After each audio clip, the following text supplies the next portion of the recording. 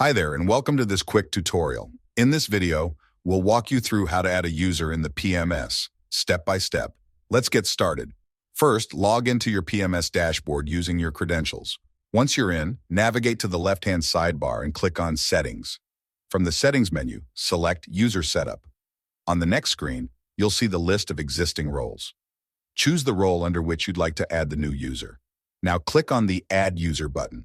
A form will appear. Here, fill in the required details like the username, mobile number, and select the appropriate designation. Once everything is filled in, click Submit, and that's it. The user has been successfully added to the PMS.